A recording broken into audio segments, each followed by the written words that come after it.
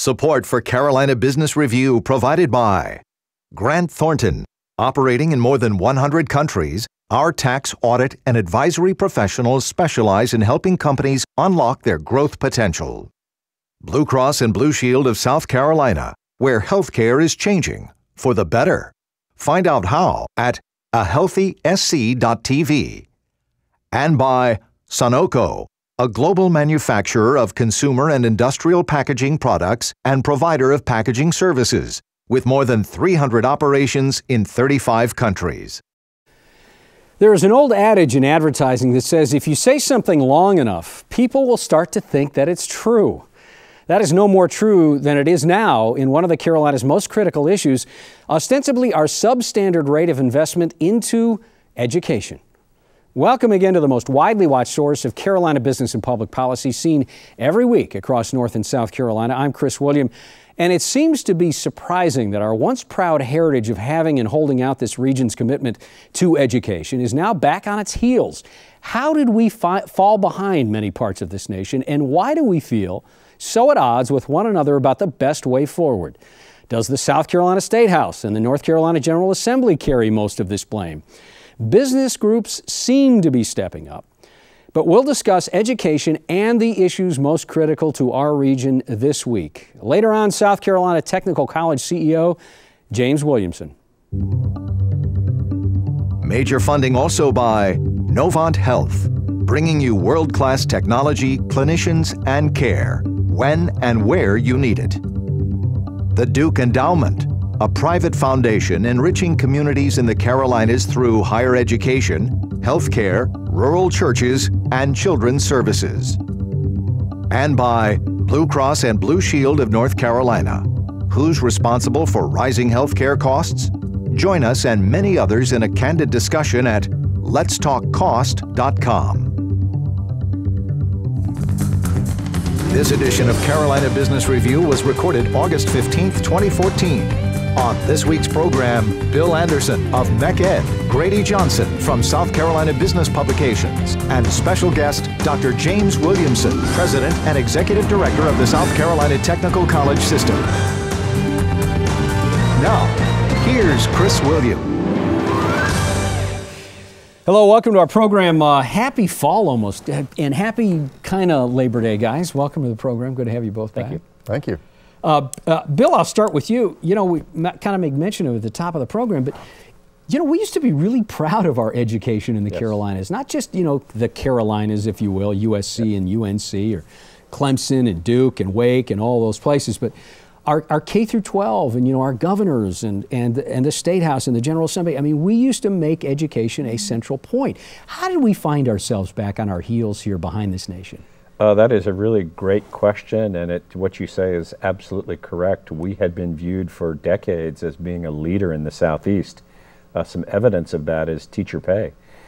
Just in 2008, North Carolina ranked 25th in the nation in average teacher pay, and last year we had dropped to 46th in the nation, and there has been some improvement. There are some pay raises coming to teachers in this coming school year, especially for young teachers, not so much for the teachers who are veterans. But there's a move in the right direction, but it just gives us pause about what do we really value? How did we get to this place? You know, we've always viewed education, university, CPCC, the community colleges, and K-12 as being a very important part of who we are and our fabric and attracting industries and businesses. And it seems like it's waned pretty considerably in the last few years. And I'm sorry to interrupt you. Did we just get distracted? Did we just think we nailed this and this was something we were going to do? No, I don't think so. I think part of it had to do with the recession. The recession was very real. Tax revenue was much lower. Cuts had to be made, both in Mecklenburg County and also at the state level. But as the economy has come back, we've gone in a different direction when compared to other states. That education has not been our focus. It hasn't been a choice that we have decided to fund. Grady, I'm going to drop a couple names. I don't mean to, but it's meant to kind of highlight something. There's Pamela Lackey from AT&T in South Carolina, and Mike Brennan, who's the president of BB&T in South Carolina, and they're co-chairs of this transformative education initiative. I say that because South Carolina is marginally better in education, at least addressing the education needs, in my opinion, than North Carolina. But still, I would say that's a dubious honor given where both Carolinas stack up. Same question for you. How did we find ourselves in this position of being so far behind the pack? You know, it's like Bill's saying. It's funding. We've chosen to do other things. I think the recession put everybody back on their heels in all kinds of different ways. And then, you know, adding to what Bill was saying, I mean, you can't discount the effect that parents making other choices and getting involved in other places like private schools. And so, you know, it's a complex problem, and I think the other thing is that in the past few years, it's really this issue has really gotten the attention of a whole lot of business leaders. I'm seeing all kinds of momentum behind things. In typical Southern fashion, though, we're all running around doing the same thing rather than you know, combining our efforts. But we are starting to see some things like the effort you just mentioned of some business leaders coming together. And I think that's what it's going to take is that you know, business sort of partnering up with the education folks and beginning to drive some of these issues towards solution. In North Carolina, NC Best. Yes. Or is it Best NC or Best NC? Yeah, I don't know why I switched, and you know, I've talked to him 1,000 different times. So Best NC, same type of initiative as South Carolina, but these are, you know, the top 60 or 70 business leaders and their companies that have put a stake in the ground with their own money, and they're running around. Yes. Brenda Berg, Walter McDowell, and a list of CEOs as long as your arm that say, we got to do something about that. So I guess, Bill, the question is it going to take business to drive this initiative? I think business has to be a driving force behind it. But let's take a very specific example of what happened in the General Assembly this year. Best NC made it very clear, as did the State Chamber, as did the Charlotte Chamber, that we needed to keep the Common Core standards, which were a national set of standards for curriculum, and that was overturned. So I'm not sure if they're as successful as they hope they could be, but I think there's a lot of frustration on behalf of Best NC and our chambers that maybe the legislature's not listening. Is the Common Core debate, it's clearly not over, is the Common Core debate, will that derive whatever the General Assembly in North Carolina does for next year? No, I think it's just one issue. I think it's one of many. Yeah, okay. Grady, let me ask you an education-related question. In the Lowcountry, specifically Charleston, a lot of talk about who is going to run the College of Charleston after George Benson. Now former Lieutenant Governor Glenn McConnell is firmly in that seat. And not so much whether you think he should have the job or not, because there's a lot of debate about that. Surprise, surprise. Mm-hmm. But the College of Charleston and MUSC being forced to merge according to initiative from the General Assembly. Where are we with that event? Well, really nowhere that I could tell yet that you could even put a finger on. I mean, there's going to be still a lot of debate. It's somewhat mixing, you know, vinegar and oil to combine those two institutions. You know, the one thing I'll say about the new president, Glenn McConnell, you know, he's a politician, and maybe we need a politician now to make this kind of a thing happen, rather than being a school, you know, an educator background. Maybe his background in politics will help sort this thing out. Do you think there's any similarity to what went on at the ports and Jim Newsom, where there was a lot of apprehension about bringing someone from the outside in, gave him the job, and couldn't have been handed to a better guy? Do you think that'll be the case with Glenn McConnell? You know, all it takes is a win, and everybody's on your side. So, you know, I think if he can navigate these waters and produce some solid progress, you know, history will be kind. Yeah, that's a good way to say it. Guys, stay with us. We're going to bring our guest on in just a moment. Next week on this program, he's been here before. He knows a little something about North Carolina, certainly a lot of something about Western North Carolina. His name is Jack Cecil. Jack is the president of Biltmore Farms, and Jack is not just the president of Biltmore Farms and knows something about hospitality, but also a leader in North Carolina and an advocate in Asheville and places beyond. And then in 2 weeks, commercial real estate, in the state of commercial real estate in North and South Carolina. We will spend some time digging deeper into where that industry is. Aristotle said that the educated differ from the uneducated as the living from the dead. That's a pretty stark difference, and it's pretty dramatic. No matter what your politics or your educational background or your family history, the chorus is almost always universal when it comes to improving our process by which we produce graduates. Joining us now is the newly minted president and executive director of the South Carolina Technical College System, Dr. James Williamson. Dr. Williamson, Mr. President, welcome and congratulations on the job. Thank you very much. Great to be here. Jimmie, I want to ask you the same question. We did at the beginning of the program. How do we find ourselves back on our heels about education in a once proud region when it came to education? Well, I think that not only, as the other guests have pointed out, that the economy played a big factor, but the world of work has changed. What was your father's textile mill is no longer in existence. The whole technology piece and how technology has affected the workforce and how it has become such an overriding piece in manufacturing and in healthcare and in all those areas where technology really wasn't a part of that. Suddenly we are challenged with educating at an even higher level.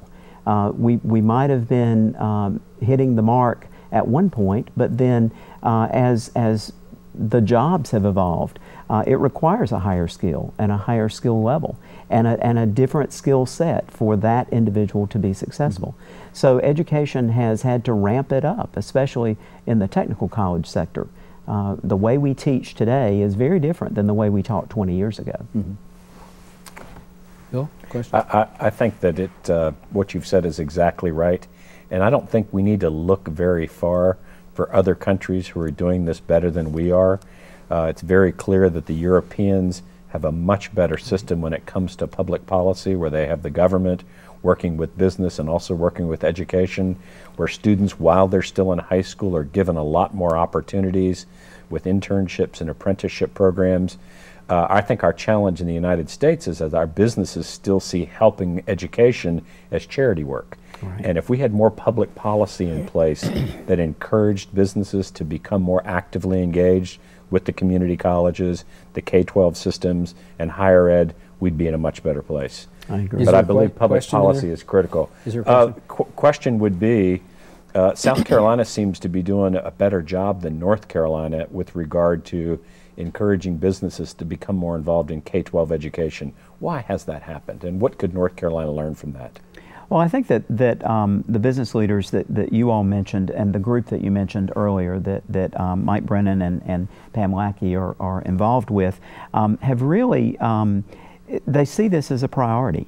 And they know that they have to be proactive and step in and try to affect policy that will keep the pipeline going. And so they've gotten more involved, which is great. We welcome that having that involvement is so important, because otherwise education could be functioning in a vacuum and producing something that is not needed in the workforce. And so we need to have that influence of the business leaders. You mentioned the apprenticeship program. Yes.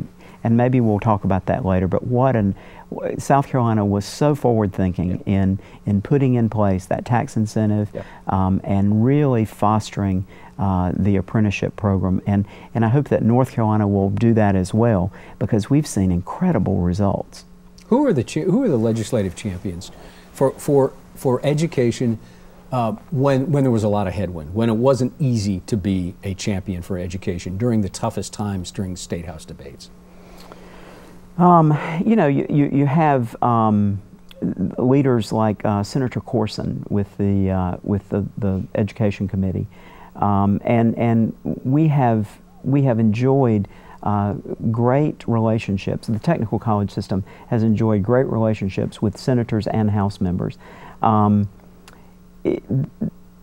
they see our value, but Senator Corson is one that comes to mind immediately as a great advocate and someone who's always a champion of education and higher education in the state. Yeah. Grady? Jim, let's take a little deeper dive into apprenticeships. You know, sure. I think our state has historically viewed that as a union thing, and that they are manufacturing in nature only. Can you talk a little bit about the depth and breadth of what an apprenticeship system is and who qualifies, et Sure. cetera?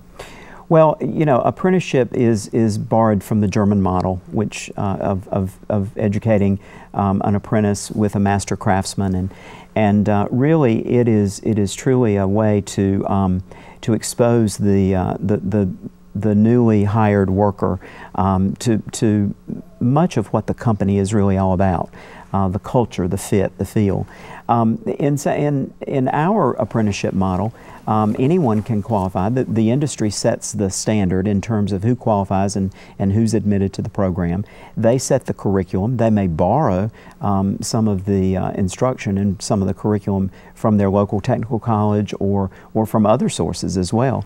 And then they craft this experience, which is both an academic didactic experience as well as an OJT, on-the-job training experience. And so, the industry is truly in control.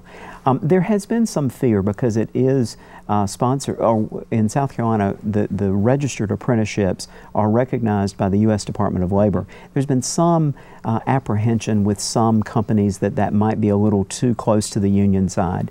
And interestingly enough, the South Carolina Technical College system has put forth a proposal, and we are pretty close to finalizing this, that a South Carolina apprenticeship can be developed. It is not, certainly they don't get the tax incentive, the industry wouldn't get the tax incentive, but it is not registered with the U.S. Department of Labor. But the concept still exists. And so the industry or the business can be involved in this apprenticeship program theoretically without having to go through the registering process and having that threat of unionization. Jimmie, the dynamics and the demographics of a city have a lot to do with the college, technical college system. Brookings Institution released the last couple of weeks a study that was more than alarming. It was stunning. And the whole premise of the study was from the period of 2000 comparatively to the time period of 08 to 12, they did a study about the cities that had the highest growth in the concentration of poverty. And it's not even ironic, again, it's stunning. 5 Carolina cities, 4 in North Carolina, and Greenville-Spartanburg, really Greenville in the upstate, showed the highest growth in concentration of poverty. I'm not going to ask this the right way, but as someone at top of the South Carolina Technical College system, this has got to crawl all over you when it comes to alarming. Is it alarming to you? Does it? And how does this? How would you reflect on this? It is. It is very alarming, and unfortunately, I'm not sure how those cities were identified. I have not read the study, but I don't know exactly what factors they used. But I will tell you that we see in South Carolina many more working poor. People who have a job, or maybe they have 2 jobs and they're trying to make ends meet, and they're many times they don't have benefits, but they're trying to cobble together a living. And so we hope that the South Carolina Technical College system can be a bridge to get people out of that cycle of having to have low-paying, low-skill employment and really begin to reacclimate into the higher-paying jobs.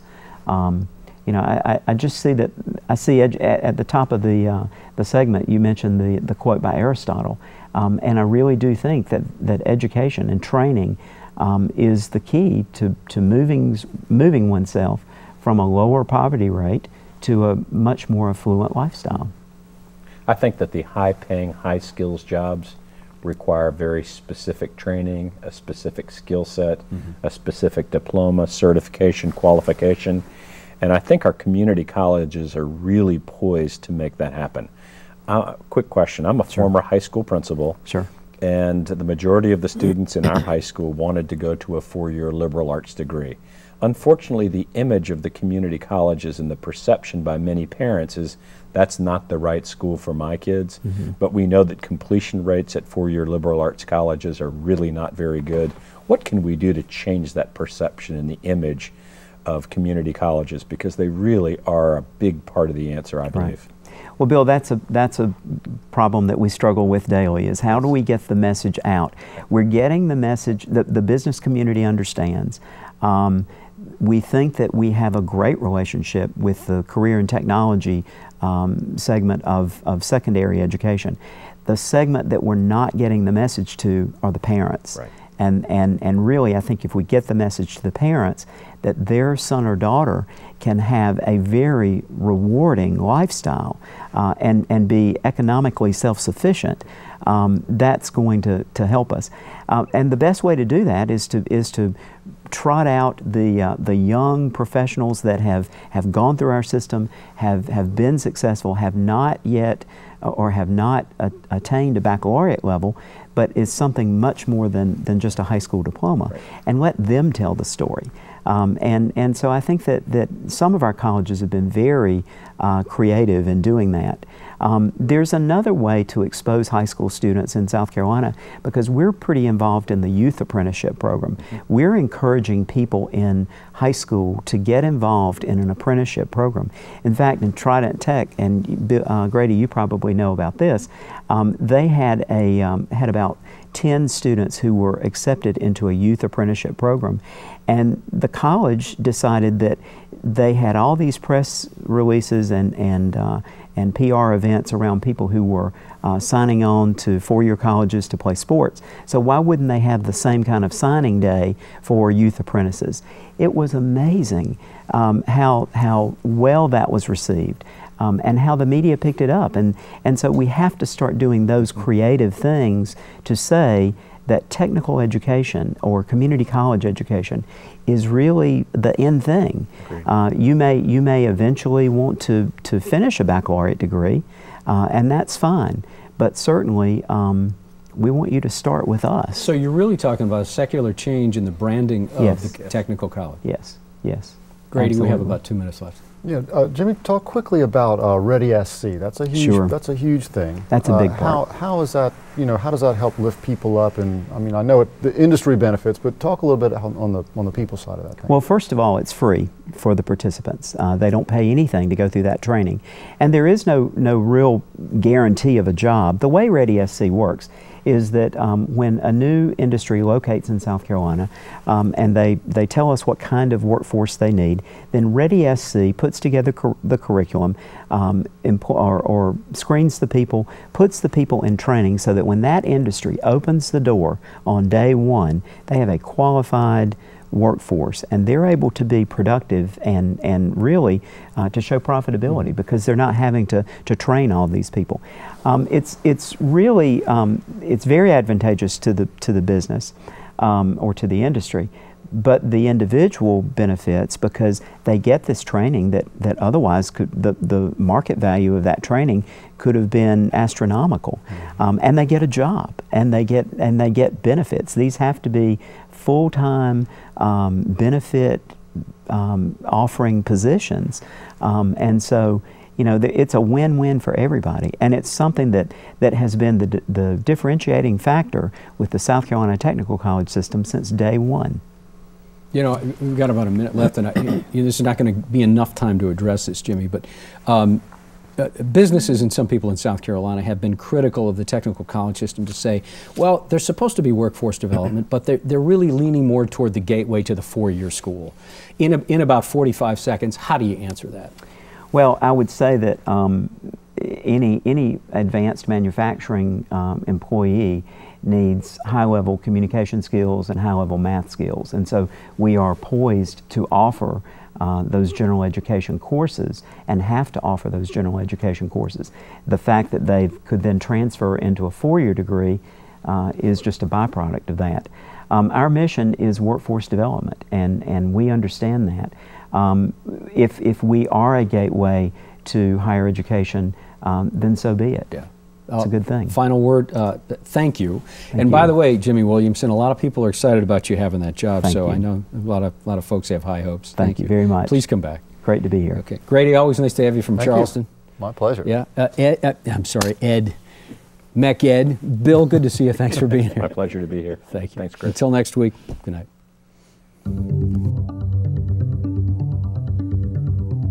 Major funding for Carolina Business Review was provided by the Duke Endowment, a private foundation enriching communities in the Carolinas through higher education, healthcare, rural churches, and children's services. Blue Cross and Blue Shield of North Carolina. Who's responsible for rising healthcare costs? Join us and many others in a candid discussion at letstalkcost.com. Grant Thornton. Operating in more than 100 countries, our tax, audit, and advisory professionals specialize in helping companies unlock their growth potential. Novant Health, bringing you world-class technology, clinicians, and care, when and where you need it. Sunoco, a global manufacturer of consumer and industrial packaging products and provider of packaging services, with more than 300 operations in 35 countries. Blue Cross and Blue Shield of South Carolina, where healthcare is changing for the better. Find out how at ahealthysc.tv. And by viewers like you. Thank you. Promotional consideration provided by Business North Carolina Magazine. For more information, visit carolinabusinessreview.com.